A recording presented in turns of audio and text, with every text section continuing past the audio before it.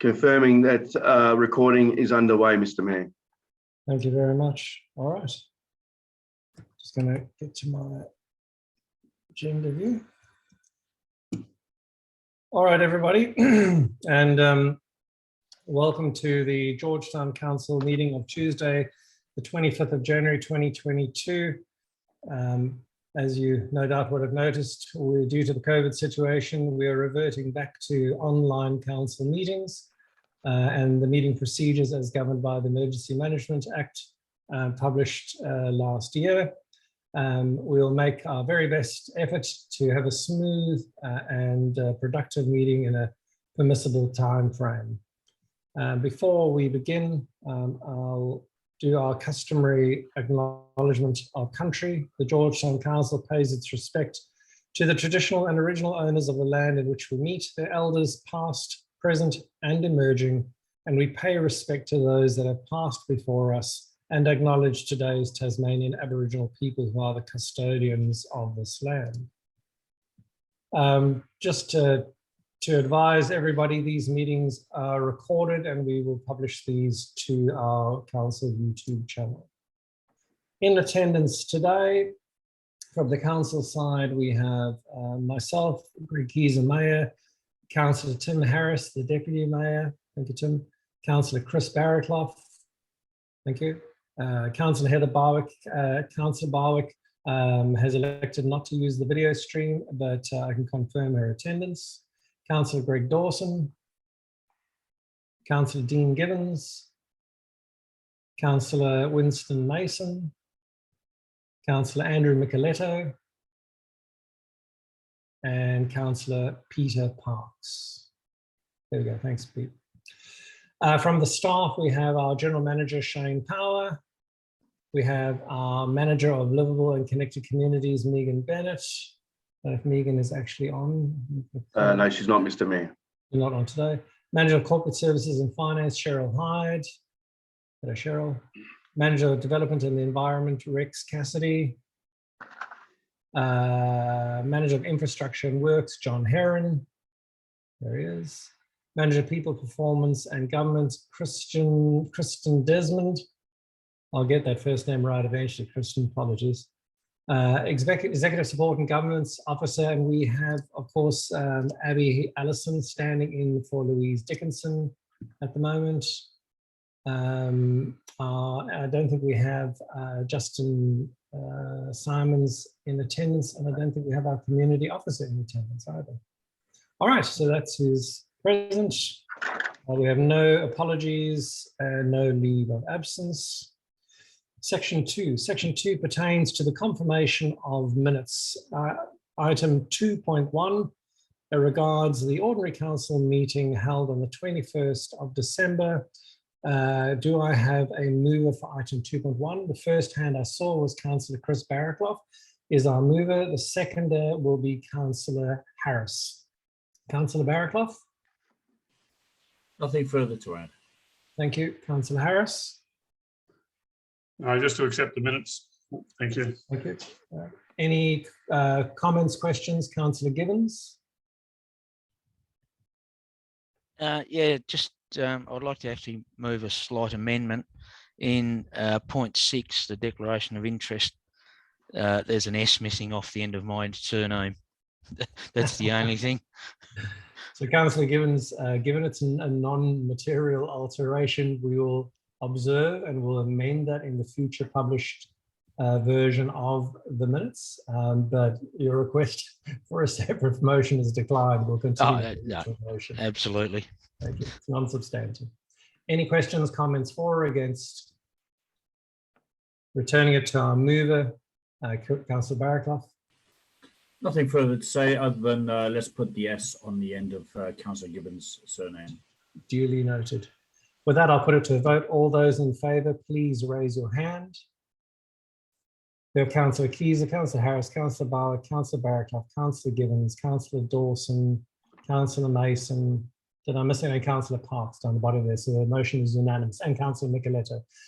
Sorry, the icons all changed in order halfway through that vote. So I started counting and then they're all reshuffled. So If I do that again, you know that I missed it, but I think I got everyone. It is unanimous. Okay. That moves us on to section 3 for late items. There are nil. Section 4, public question time.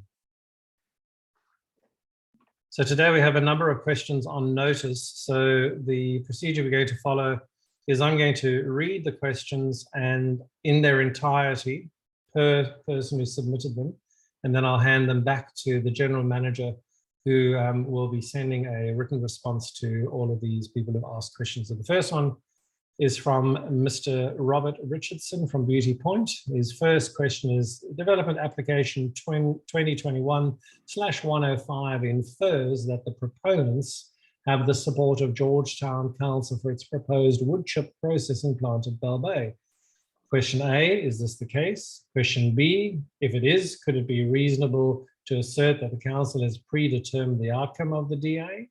And question C, is it a principle of local government, the TAS meeting procedure, that councillors should enter meetings with an open mind and not have a predetermined point of view?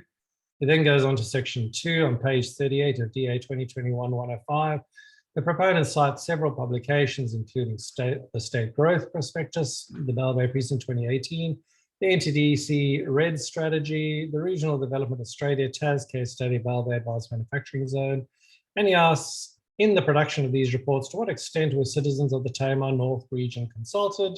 And B, did those reports specifically recommend establishment of a large wood chipping facility additional to the existing chipping plants? And I'll hand then over to the General Manager to respond.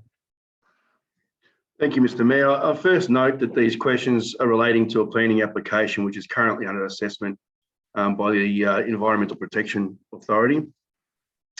As such, will be brought before council in full detail for a decision at a future date. Representation has also been submitted to the application, which will also be considered at a future date by council. In respect to Mr. Richardson's first question, Georgetown Council supports the right of any individual or corporation to make an application for use and development that can be considered under the planning scheme.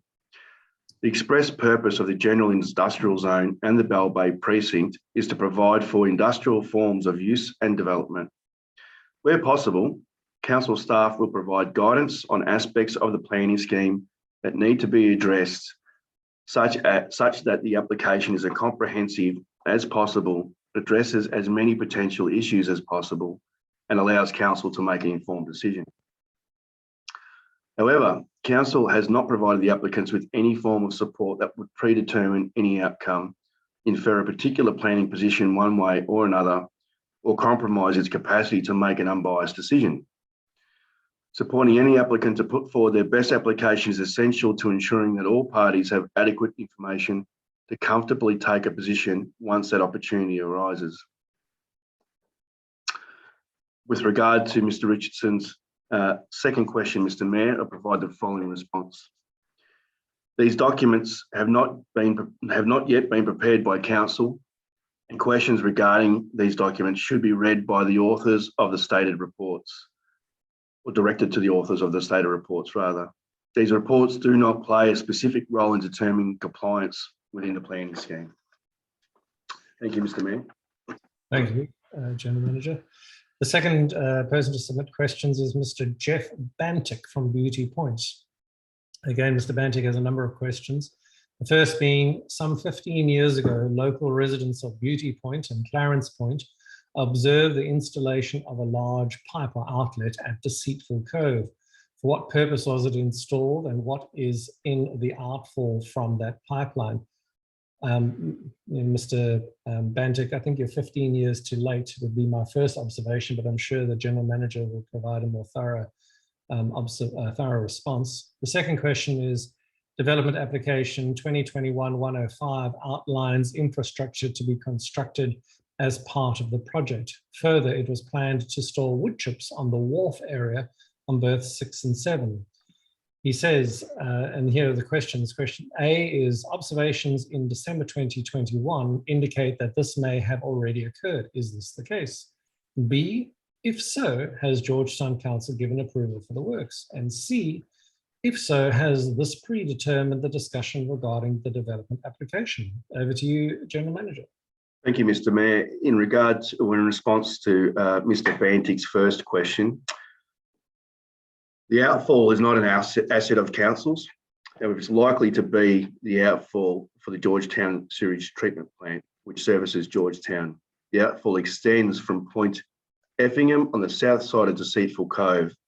The Taswater system can be viewed on the Land Information System of Tasmania, and we'll provide these details in the published minutes, located at the list.tas.gov.au. And the question of the purpose of that outfall is probably best directed to that authority. With regard to question 2, Mr. Mayor, I offer the following response. Clause 9.9 of the planning scheme provides a blanket exemption for all use and development for port and shipping in the proclaimed wharf area. Definition of port and shipping contained in table 8.2 of the planning scheme includes the storage of cargo and other goods. As such, no approval is required from council for the use of the proclaimed wharf area for the stockpiling and shipping of wood chips or any other cargo in this area. Berths 6 and 7 do not appear to be used for wood chip storage from time to time. Do appear to be used for wood chip storage from time to time. The proposed wood chip processing facility has not been approved or constructed, and as such cannot be producing the existing wood chips at the berth. It is likely that these stockpiles relate to the existing wood chip facilities already operating in the precinct and is not related to the application which council will consider into the future. Thank you. And then finally, we have questions from Ms. Cheryl Richardson from Beauty Point. Again, a number of questions. The first one is the executive summary of DA 2021-105.3 indicates that Tasports is to access the wood chip stockpile operations. This presumably would include control of noise and dust emissions. A, since when does Tasports have the authority to act as a planning authority? The second question is, the DA 2021-105 indicates that dust emission will not present a problem. Given existing dust issues, this is unlikely. The DA states that monitoring and reporting to ensure compliance with commitments made to the EIS. Point 4, an EIS will be prepared prior to construction. The questions are A, would it not be impossible for would-be representatives to make comments on the DA without that information? And question B, and as a consequence, should not any council discussions be deferred until all information is available? Over to you, General Manager. Thank you, Mr. Mayor. With regard to Ms. Richardson's first question, Tasports is not a planning authority. However, planning approvals are not required for activities relating to port and shipping in the proclaimed wharf area. And as such, the council as a planning authority has no involvement. Control of this area is in relation to those activities and is the responsibility of Tasports. In response to question 2 from Ms. Richardson, I provide the following response. The EIS states a construction environmental management plan will be prepared prior to commencement. This is to manage potential impacts during construction only, which will occur for a relatively short duration. It is not unusual for this type of information to be submitted following the assessment, the planning assessment. As the application is for a level 2 activity, environmental impacts, including dust, will be assessed by the Environmental Protection Agency, the EPA. Council is not required to assess any matter that is assessed by the EPA. The EPA is in receipt of all representations and has the ability to request additional information, refuse the application, or condition the permit if it is considered that any aspect has been inadequately addressed. Council has similar abilities. Council must process the application in accordance with the timeframes dictated by the Land Use Planning and Approvals Act of 1993, and for level 2 activities, the Environmental Management and Pollution Control Act of 1994. Thank you, Mr. Mayor. Thank you very much. All right, let's move on. Close that down. Let's go back to our agenda. Oops, there's no agenda on. Now just bear with me. There we go.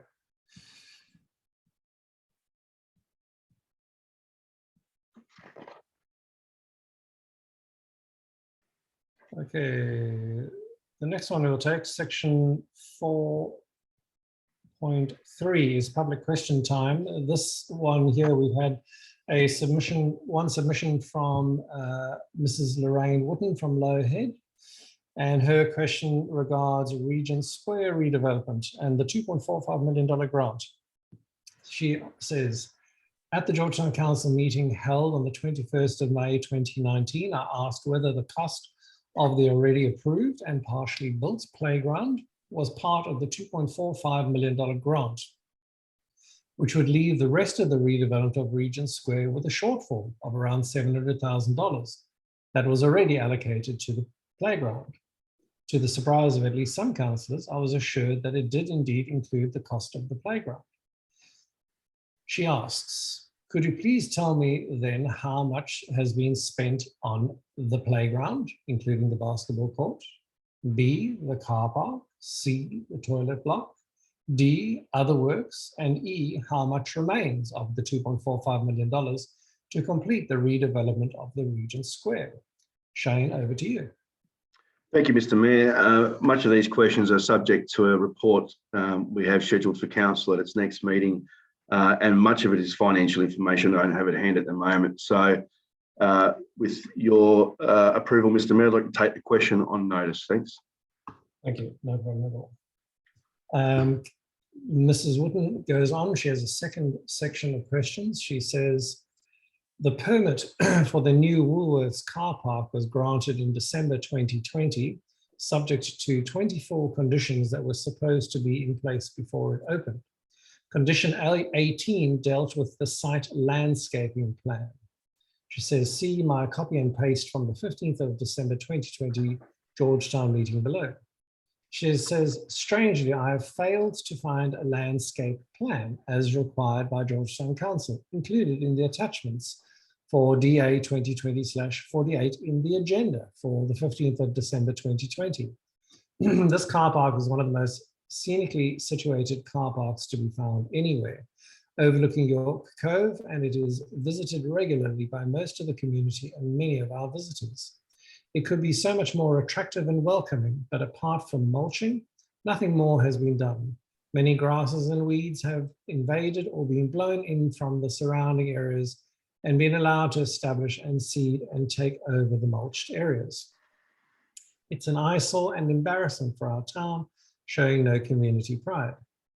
Can the council please do something immediately to see that the conditions of the permit are met and maintained? Over to you, General Manager. Thank you, Mr. Mayor. I'm sure we all share Mrs. Wooten's sentiments there. But again, I'll request to take the question on notice so I can provide a more thorough response worthy of the question. Thank you very much. Section 5 pertains to declarations of interest, and I will ask all councils whether your potential declaration of interest is either real or perceived to please make it. So, Councillor Gibbons. In regard to Tamashana Golf and Community Club car park access, I've submitted an email to General Manager in regard to this matter. Are you a director of the board? Yes. Thank you very much. Anybody else? Fantastic. Thank you very much. Okay, section 6. We note the general manager, or in this case, the acting general manager's declaration from Cheryl Hyde, who was acting until recently while Shane Power was on annual leave. Thank you, Cheryl.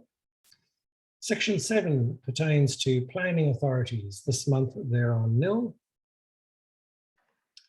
Section 8 pertains to the Office of the General Manager. 8.1 pertains to the council workshops held in December 2021. There was one on Tuesday, the 14th of December, and a second held on Tuesday, the 21st of December. Can I call for a mover, please? Noted, Councillor Harris as our mover. Noted, Councillor Mason as our seconder. Thank you. Councillor Harris. Nothing further to add, just to accept the reports. Thank you. Thank you. Councillor Mason. Nothing further to add to that statement. Thank you, Mayor. Any speakers for, against, or questions to the motion? There being none, I'll hand it to Councillor Harris to close. I consider closed. I'll put that one to a vote. All those in favour, please raise your hand. We have Councillor Keyser, Councillor, it looks like we are unanimous. We are unanimous on that item. Thank you very much. Section 9 pertains to development and the environment. There are nil. Section 10 pertains to works and infrastructure. 10.1 pertains to Tam O'Shanter Golf and Community Club car park access. Mr. Mayor, I note that Councillor Gibbons will be excusing himself from this particular agenda item, but I also want to bring to your attention that it appears that Councillor Mason's feed may have dropped out. Okay. So what we'll do is we'll continue, given that we still have the numbers. Hopefully, Councillor Mason will return to the forum. Okay.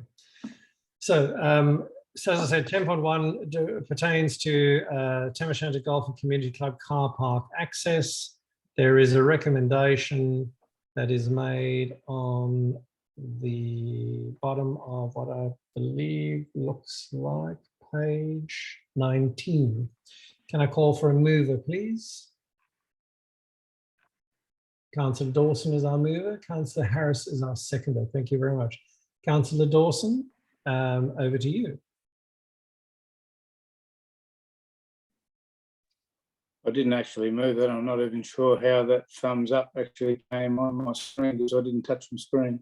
Okay, no problem. Do you want Councillor Harris to be the mover, or are you happy to be the mover? I'm happy to be the mover, but I wasn't intending on moving it. But option 2 is the officer's recommendation. I'll put that forward and see how we go. I think it's all explained in the body of the report pretty clearly that the Tam O'Shanter Golf and Community Club received a quotation for $50,000, including GST, to complete all ceiling works for the car park and the access to the car park. This quotation for $50,000, excluding GST, includes $4,480 towards a 6-metre access to the car park on council's property. What the request was for council to contribute again that $4,480, and so the option 2 is pretty much clarifying that. So I'll put that forward. Thank you. Councillor Harris.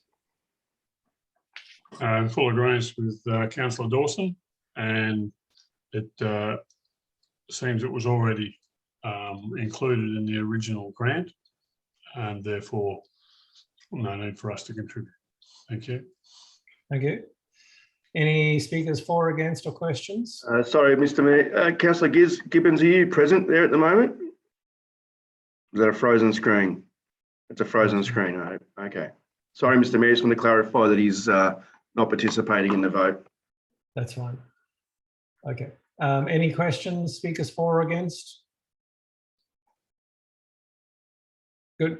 That being said, I'll return it back to Councillor Dawson to close. Nothing further to be said on it, I don't think. Good. We'll put that one to a vote. All those in favour, please raise your hand or say aye. Again, we have unanimous from all councillors attending. We note, though, that we lost Councillor Mason, and we note that Councillor Gibbons has stood out. Okay, motion carried. Thank you. Shane, in terms of protocol, do we now wait to see whether we can re-establish with Councillor Mason? Yeah, I understand. I'm just in communication on the phone at the same time via text message. He's trying to reconnect as we speak. And Councillor Dean Gibbons, I've also notified that he's welcome to rejoin. Okay, good. And Councillor Harris, sorry. Would this be a good time to try and introduce a a bit of pressure into Telstra? Or should we go to the telecommunications ombudsman, because there is a definite lack of availability of service in this area? I have to sit outside my back door to get one bar. I don't get a bar. I don't regularly get one bar inside the house, and I'm still in line of sight of a tower, which is only 8 kilometres away. So if that's their standard, how are they going to provide communications right around this country? Yeah, your Certainly observations can. are noted, but given that it's not an item on the agenda, though, we won't be dealing with it specifically. But again, your observations are duly noted. Well, can I move a motion to the effect? Yeah. Well, if you want to move a motion, you can move a motion, but you need I'd like to. to move a motion that we approach Telstra and ask them why the communication systems fail miserably in this area and what can be done about it. I actually asked a Telstra employee, and he offered to sell me something for about $1,500 so that I could get reception. I said, well, no, I've got a contract with you guys to provide a service, and you're actually not doing it. Hold on a second. So we've got a few things happening here. So the first thing is, if you're moving a motion, Abby has to capture the motion. And That's correct. secondly, Sorry, I had Councillor Barwick raised her hand as well. So we're going to do a few things here. So the first thing we're going to do is I'm going to just ask Abby. Again, Abby, doesn't have to be word for word. Point of order, Mr. Chairman. Wouldn't it be better for the move of this motion to bring it on under our item in our agenda that is from the floor, which is notice without motion, notices of motion without notice? Look, technically, I think that is correct. However, since we've already started, we're just delaying something that would have happened. I mean, I'm happy to do that if there's a general sentiment that we hold that level of, structure to the agenda. But since we're going to do it anyway, I'm happy to do it since we've already started. I'm not seeing a wild thrust from anyone wanting to deviate from what we're currently doing, so we'll just continue. But I hear you, Councillor Barwick. It's not an unreasonable request. So, Abby, I don't know if you can signal me, but have you captured what Councillor Harris has indicated, that we write a letter to Telstra indicating the state of general telecommunications services in the Georgetown area? Does that roughly capture what you're trying to assert, Councillor Harris? Yes. Thank you. Abby, so you're good? Okay, good. So Abby has indicated that she's captured that. So then I'm going to call for a seconder to support Councillor Harris's motion. Councillor Gibbons is acting as seconder. Okay, now I'll hand it back to Councillor Harris. You may lead away with your motion. Thank you, Mayor. Look, it's been a long time coming. The fact that there's very, very little coverage out here at Flow Head, and we are only 7 kilometres from an existing tower. So I'm just wondering why we can't get reception. And it's not just me. I know a couple along the road further who have gone back to using a landline because they can't get any mobile coverage. And I think it's quite common in the area. If we need to get up a what do they call those things? Repeater or a base station? No. A list of people who want to object to the fact that we can't get. I beg your pardon, a petition. Yes, thanks. We should, if we need to get up a petition, we could probably start that. I reckon with the Lowhead Historical Society, or no, the Lowhead Progress Association list would be very handy, and they could send it out to everybody in the area, or everybody that's a member. And we could also advertise on our own website. But something really needs to be done. And I think it's more urgent than not. Thank you. Thank you. Councillor Gibbons? Yes, further to what Councillor Harris has mentioned, it's not just confined to Low Head either, the reception. No, I didn't think so. My place of employment at Bell Bay is quite significantly poor. reception area as well. And I think given what we have in our municipality with the maritime area and quite a lot of heavy industry, we certainly need to take this a little bit further. So that's what I've got to add. Thank you. Thank you. I'll open that up to councillors. Any speakers for, against, or questions? First noting Councillor Barraclough, followed by Councillor Micheletto. Councillor Barraclough first. Yeah, thank you. Whilst I appreciate Councillor Harris's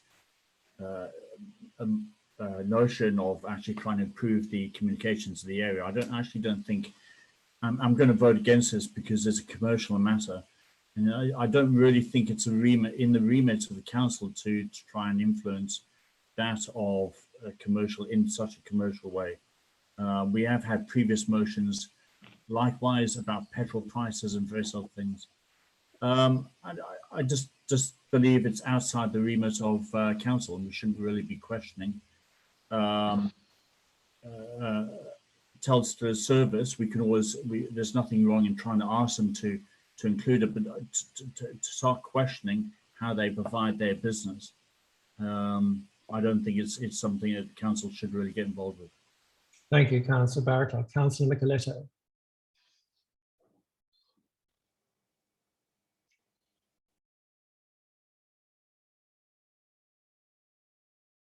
There you go.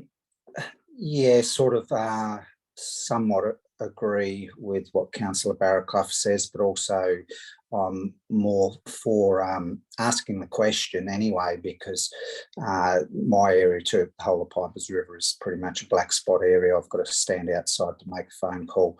I've also noticed that the service has probably got worse over the years, which seems very odd. So maybe I think we do need to approach them, whether it be through the council or maybe, you know, ask other councils in regards to all questioning them as a group body to find out, you know, how they can improve it, or why has the service got worse, or not continue to improve. Thank you.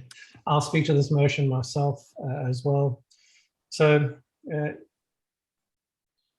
I, for the most part, support Councillor Harris's motion, but I'm going to vote against it, but for particular reasons. So the first thing is, it is a free and competitive landscape, and the telecommunications industry. And I'll talk to some recent personal experiences that I've had in Bellboy Beach, which is an area effectively of Low Head, not too distant from it. Most of my local residents and neighbours similarly have experienced really problematic mobile coverage with Telstra.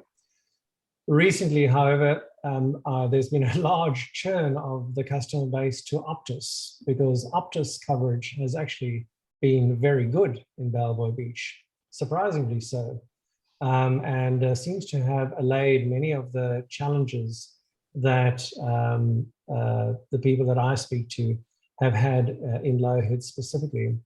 I also want to talk to my own experience, which is I am a Telstra customer, have had real problems and ended up installing a range extender or a repeater base station. There is some expense attached to that item. I think it was about $1,500, subsequent to which the coverage has been very good, both indoors and outdoors. And, you know, mostly because, you know, as Councillor Barraclough indicated, I think that while there are mandates for coverage for regional Australia in the government's contract for the establishment of Telstra, I do think that this is one area where a more productive strategy would be to invite the competitive alternatives into our community so that they could promote the service levels that they can provide for residents, and they made fully aware that it's not a one-horse race, it is a competitive environment with genuine viable alternatives. Okay, that's all from me. Councillor Mason is back. Welcome, Councillor Mason, and I'll hand over to you. Thank you, Mayor. You probably need to each and every one, you have a look at your actual contract with Telstra, because you'll find they're not actually delivering what you're actually paying for. That's exactly right. So if you go through the right channels, there's some compensation there for you if they can't Thank fix you. it. Thank you, Councillor Mason. Okay, any final ones before I hand it back to our mover? Councillor Harris to close. Thank you, Mayor. Look, one thing I'll say in the end is that this is a major industrial area for the state. We supply something like 60% of the state's GDP, and that will probably grow in the event of the hydrogen plants. But why is it that we're so close to a tower, but it doesn't give us any service? And to be offered to pay $1,500 for a service which I'm contracted for with them, I really disagree with, because they're the ones that have signed the contract to provide a service and they're not actually doing it. So I wholeheartedly endorse what we're doing here. Thank you. With that, I'll put this to a vote. All those in favour, please raise your hand or say aye. We have Councillor Harris, we have Councillor Michieletto, we have Councillor Mason, we have Councillor Gibbons, and we have Councillor Dawson. All those opposed, please raise your hand. We have Councillor Keyser, we have Councillor Barrett. Excuse me, Mayor, am I not on the screen? Yeah, I can see you there now. Okay, you are there now. I don't know whether Okay. you were frozen up. I did try to have a say. I raised my hand before, and you missed me in the vote, so I just wondered. It may have been a technical issue, Councillor Parks. Apologies. Neither myself nor the general manager saw you. So sorry. Do you want to cast a vote? Did we capture you? Are you voting against or for? For. For. So let's just capture Councillor Parks as well for voting for. So that takes it to 5.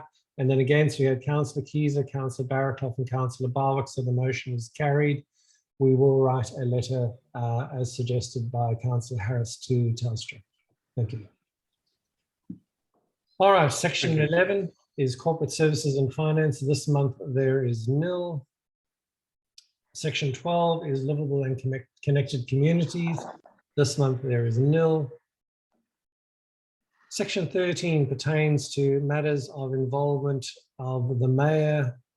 Section 13.1 is matters of involvement for the mayor and the deputy mayor this term around. Can I call for a mover and a seconder, please? We have a mover in Councillor Gibbons and a seconder in Councillor Dawson. Councillor Gibbons. No, nothing, just to accept the report. Thank you. Councillor Dawson. All seems above board. I was just probably a couple of questions around Deputy Mayor's meeting with Guy Barnett, media event with him. Is there anything you'd like to report on that, Deputy? It was a funding recommendation, or a funding gift from the state government for a bait station down at near the wharf, near the Pier Hotel down the bottom there. And the fishermen amongst the town have been very, very accepting of it. I think it's where you can clean and gut and keep the remnants for baits and that sort of thing. Thank you. Any questions? Speakers for or against? There being none, Councillor Gibbons to close. No, nothing further. Thank you. I'll put that one to a vote. All those in favour, please raise your hand. And we'll see, we are unanimous. So council, this motion is carried. Thank you. All right. Section 14 pertains to petitions. Sorry, Heather, did I miss you? Did you raise your hand or was that your vote? Yes, I did. Sorry, okay, go ahead. Yes, I did. So sorry, I was asking whether you raised your hand to vote or whether there was Yes, a question. yes, I did. Okay, so you were raising your hand to vote. Sorry, no problem. Thank you. I did record it. Okay, section 14 is petitions. There are none.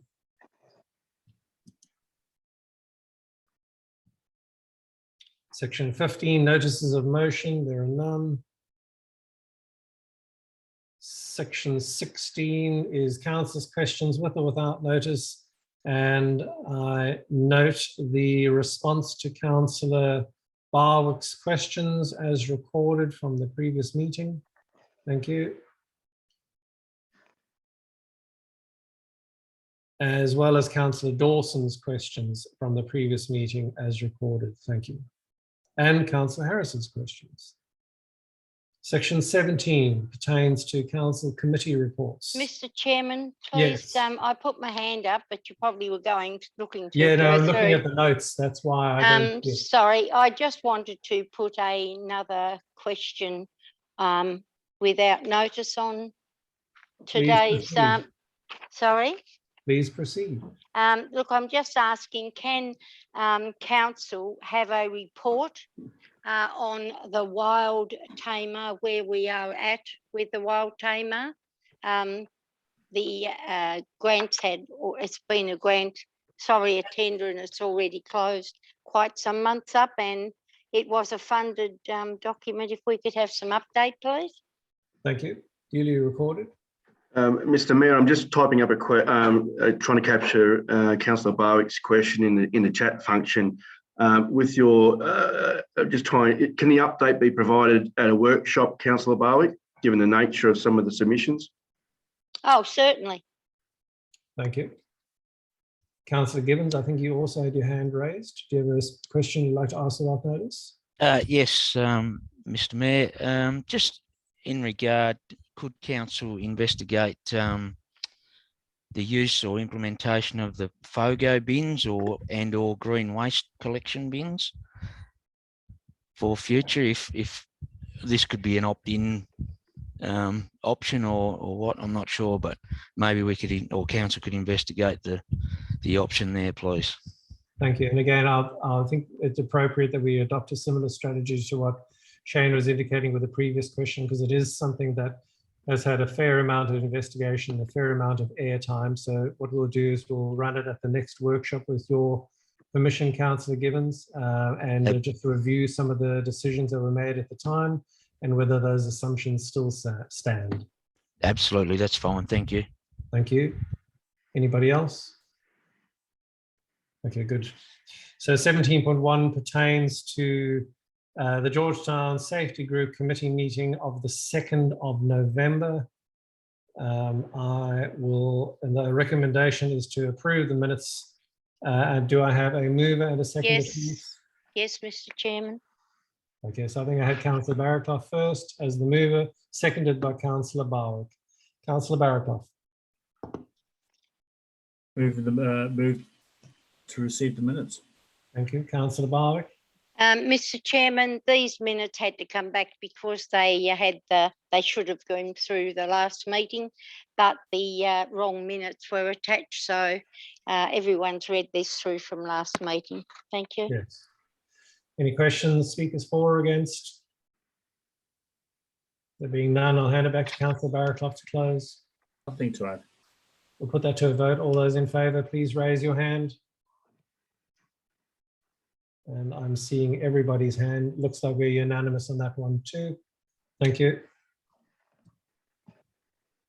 The second one is 17.2, which is the Georgetown Placemaking Committee meeting of the 8th of November.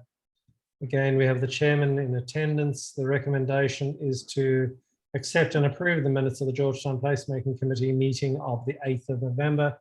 Can I call for a mover and a seconder, please? We have a mover in Councillor Barraclough, seconded by Councillor Dawson. Councillor Barraclough. Let's just move to accept the minutes. Thank you. Councillor Dawson. Yeah, I wasn't in attendance at this meeting, with the minutes of this meeting, but I'd just like to make a comment that at our next set of minutes that are approved from the committee has decided that they no longer want to partake in the Artisan Guild funding arrangements and the governance of that. They'd like to be consulted the same as everybody else in the community, but not to have that as a something that annexed underneath Placemaking Committee. We've tried to thin out the agenda, thin out some of the projects and that type of thing so that it's a little bit more actionable rather than having, I think when I stepped on, there was 47 different projects. We've worked our way through them, and there's a number of priority projects that we're going to work on between now and the end of the financial year to try to get them pushed forward, and the others can still be in the wish list, but we'll save them for another date. But these minutes all seem to be true and correct. Thank you. Thank you for the update, Councillor Dawson. Any questions or speakers for or against the motion? Mr. Chairman, Councillor Barwick. I would like to ask a question.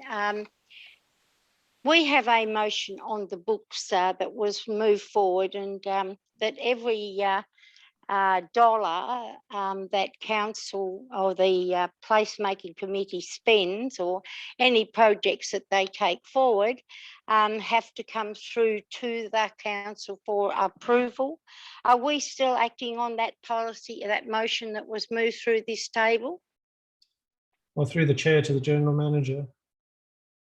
Thank you, Mr. Mayor. I have to take that question on notice and come back with correct and accurate details on that. And when I say that having been aware of a number of approved projects from council, so it's a matter of determining if there's been any projects that have commenced since that motion was put to and accepted by council. So I have to take that question on notice to see if there's any projects that have gone past that point and exactly what the wording of that motion was. So. Fair enough. Thank you very much. Duly noted. On that note, I'll hand it back to the mover, Councillor Barwick has a hand up again. Councillor Barwick. No, I don't have it. I clicked it off. Yeah, about that. It's very much on. No, it's not on mine. Okie dokie. If you You say come and so. have a look. I've just got Kristen to have a look. I'm not on there. All right, I'll let Kristen have a quick look, and maybe She's there. She can see it. There we go. It's off now. Thank you.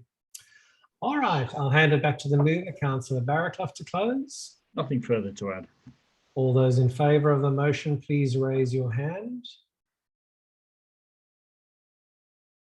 Just waiting for a second. And there we go, Councillor Barwick. I think I've got everybody up. So again, we're unanimous on this. Thank you, councillors. Motion is carried. All right, section 18 is to move into closed meeting. 18.1 is the physical motion to move into closed meeting. It is 1:49. We have a mover in Councillor Barraclough and a seconder in Councillor Harris. I will put that one immediately to a vote. All those in favour of moving into closed session, please raise your hand. Councillor Barwick. There we go. Everyone's unanimous. Can you forgive me, please, Mr. Chairman? Sometimes I have trouble with this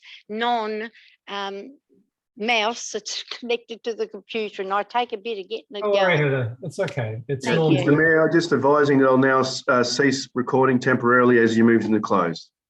Thank you very much. All right. Thank you, Mr. Mayor. I can now advise that the recording has resumed. Thank you very much. Thank you to everybody who's rejoined. The time now is 2 o'clock precisely. And at this point in time, I thank everyone for their attendance, and we'll call a close to the George Town Council meeting. Thank you very much.